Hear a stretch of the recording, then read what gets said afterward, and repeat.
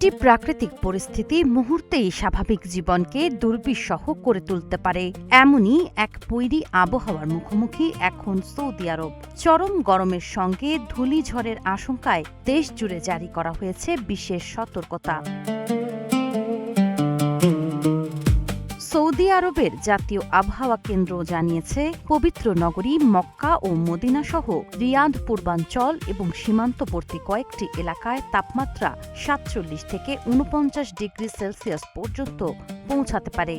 একই সময়ে প্রবল ধূলিঝড়ের কারণে অনেক এলাকায় দৃষ্টিসীমা উল্লেখযোগ্যভাবে কমে যাওয়ার আশঙ্কা রয়েছে।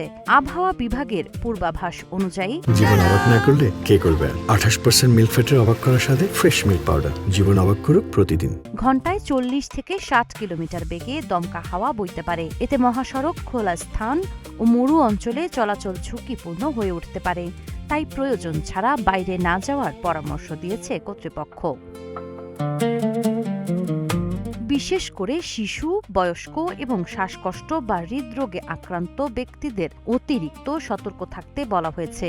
পর্যাপ্ত পানি পান, সরাসরি রোদ এড়িয়ে চলা এবং বাইরে বের হলে মাস্ক, ছাতা বা সান প্রোটেকশন ব্যবহারের পরামর্শ দেওয়া হয়েছে। বিশেষজ্ঞদের মতে, জলবায়ু পরিবর্তনের প্রভাবে মধ্যপ্রাচ্যে তীব্র তাপপ্রবাহ ও ধূলিঝড়ের ঘটনা ক্রমেই বাড়ছে। তাই এমন পরিস্থিতিতে স্বাস্থ্যবিধি মেনে চলা এবং সরকারি নির্দেশনা অনুসরণ করাই সবচেয়ে নিরাপদ উপায়। সাবা খান, নাগরিক প্রতিদিন।